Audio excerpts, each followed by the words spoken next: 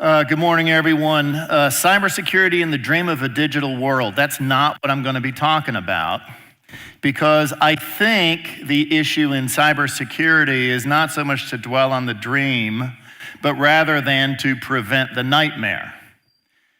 I'm not interested in stopping punks, thugs, and criminals. I am focused on preventing the existential threat. That is for well-organized entities to essentially take out our American way of life. It's happening all the time. This is the most underreported war probably in our nation's history. And so much of that war is not visible to anybody that doesn't have a classified clearance. It's a fascinating issue. The nation states that you would logically expect are those that are largely in the center of this threat. And they're not interested really in stopping a movie or stealing your social security number or whatever. They are interested, however, in creating real leverage in a geopolitical sense in order to position themselves well in a global economic and social and political conflict. And what I found, particularly for electricity, is stopping their ability to kill the grid and to turn the lights out. But you will see as I finish, that isn't enough. There are enormous interdependencies in what we call the lifeline sectors: finance, telecom, electricity particularly, where we are so interdependent with each other, we can't view the world through some knothole in a fence. We must take a comprehensive approach, whether it's systems, technology, information sharing regimes, in a partnership with the federal government to have real-time defensive and, in working with government, offensive capability to keep America safe. And so that's kind of my focus. And in thinking about that, I always love to use this model: audience participation time. How many of you have ever been in a fist fight? Everybody has, right? Even the ladies have. If you have brothers and sisters, you also, some of you look like maybe this week. But anyway, it's a useful metaphor. I'm a big fan of Sun Tzu, so we all know that to win without fighting is best, unless you're Clint Eastwood or Sylvester Stallone. But we do know that these fights are unavoidable and they are going on today. And so in order to win a fist fight, there are 3 rules that you must follow. And in the interest of time, I'm just going to go through them. Normally I'd get volunteers from the audience, which is always fun. But the first rule is to pick the time and the place. Figure out the conditions under which the battle will be fought, i.e., I can beat today Mike Tyson in a fist fight. Now, if I know that fist fight is unavoidable with Mike Tyson, I will do everything I can to get ready. I'm going to lift weights, take kung fu, boxing, whatever it is. And then I'm going to hit Mike Tyson just as they're wheeling him out of surgery. That increases my chances of victory. And in fact, you will find throughout history and in business, if you can influence the rules under which the battle will be fought, that is the biggest determinant as to winning. And so think about what we're doing in a cyberspace in order to make that happen. And you've always seen, I don't know, you guys have been in bars before, you've seen them on TV if you haven't. 2 drunks about to get ready to fight each other. They mouth off, they push each other, they do all that stuff, and then finally one guy slugs them. How stupid is that? If the fight is unavoidable, the last thing you want to do is to betray your plan. There have been books written in the electric utility space about that there is no plan. And because there's no plan, the second half of the book goes on to say that you better buy MREs, meals ready to eat. And I think the challenge that author faced was that the plan was never revealed. Rest assured, there is a plan. And it is the greatest public-private partnership you've ever seen. And likely you won't hear that much about it. Second rule to winning a fist fight is swing first and make it count. That better be your best punch because you may not get another. That really deals with your defensive and, importantly, offensive response. In the old Cold War days, we had this idea of mutually assured destruction. In many ways, that's where we are right now in preventing the nightmare that may get visited on America one day.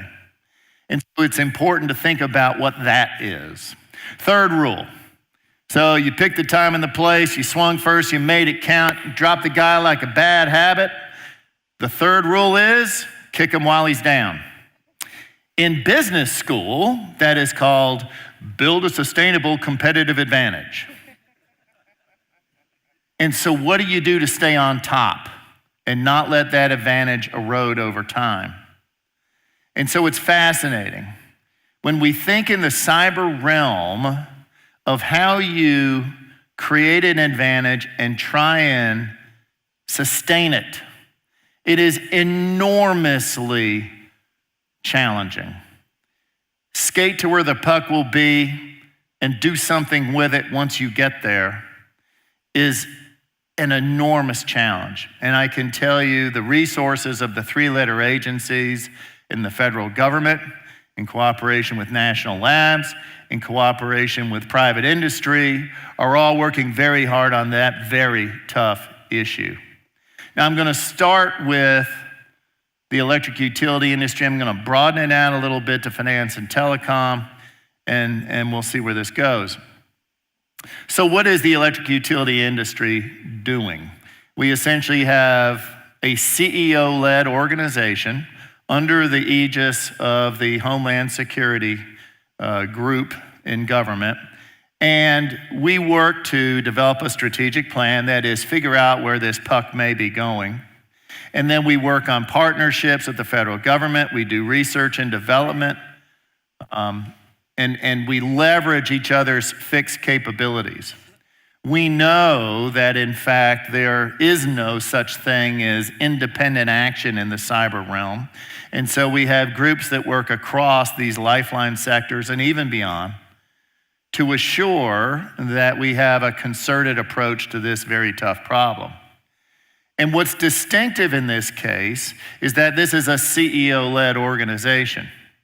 And it includes not only people like Southern Company, investor-owned utilities, but also cooperative utilities and municipals. And you know that all of us are one way or another engaged in the defense and the response to an attack. And so it's fascinating to see how we've got to work together and what challenges there are in America. So one of the things we do is we analyze essentially all of the traffic, 80% of the traffic, coming across the servers of America that impact the electricity consumption of America's electricity customers. 80% is already evaluated. You may have seen the movie A River Runs Through It, where if you've ever done trout fishing, you're always kind of shooting out into the river, and you know there's these boiling places and flat places. You're always trying to find, especially in a place where the water comes over a rock, a nice flat spot, where you see a bit of a perturbation in the water, a swirl, if you will. And what we're doing is looking for that perturbation in all of this traffic. The traffic may be thought of as molecules of water in this big river. And what we're fishing for are where the bad guys are. And I used to describe, things like malware, black energy, things like that as fish. But we're moving very quickly into not looking for fish, but rather fish DNA. That the bad guys have code signatures. And that becomes particularly important in the attribution phase, which is really important as we evaluate the threats.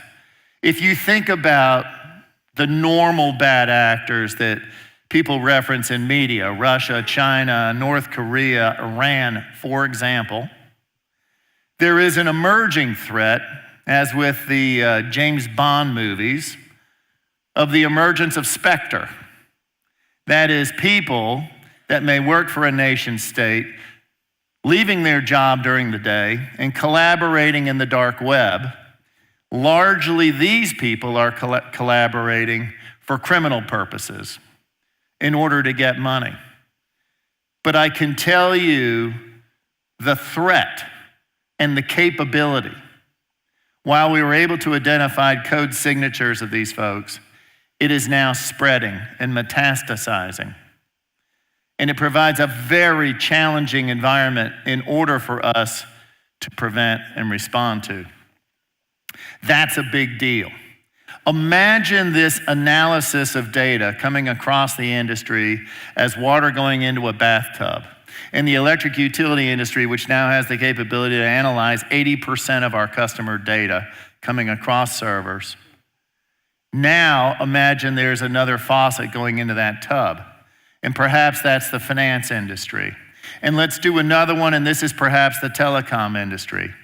And oh, by the way, I wonder if we could get NSA, CIA, DIA, FBI, and any of the other intelligence gathering functions to all put their water into that tub so that we can look at this in a comprehensive way, to analyze not only the knothole, but the total landscape of what's happening. You can imagine what an enormous effort and data management problem that presents to us all. You know, companies in our industry get attacked millions of times a day, but this is in the old model. We know that in the old model, people get breached. There'll be a guy in some nondescript office in Beijing, China, trying to bang into our own computer systems and perhaps create a breach. But that is quickly getting outmoded. If you think about, and the lady before me actually had Terminator, that's one of the movies I use, The Matrix, whatever. We are quickly moving from people to machine attacks. And where before you were in a circumstance of perhaps days, hours, seconds in order to analyze and respond to, when we go to machine attacks, this is going to be in the milliseconds. And when you add artificial intelligence to this mix, it creates a whole new set of problems. Because now, as soon as the human tries to intervene with some sort of ethos, ethics, whatever you want to call it, anytime you have to stop and make a judgment in a machine-to-machine environment, the bad guys may be by you. And it's a fascinating environment. You know, when Neo combats the Matrix, they download into him, you know, whatever it is, jujitsu or something, and he's doing all this stuff, right? He's fighting the machine guys. And once they learn that my response to a right cross is a left hook, well, artificial intelligence will figure out a way around it. Who's got the best artificial intelligence? And it isn't just in the landscape of attack and defense, action and consequence. It really goes to the notion of illuminating a battlefield. If you think about the old analog concept of a radar sweep with this arm going around, illuminating a bubble on the battlefield. Machine-to-machine capability, especially with artificial intelligence, will have real-time illumination of the entire battlefield. This is the landscape we are facing in the future. One last movie to watch to illustrate this point, and it is Failsafe.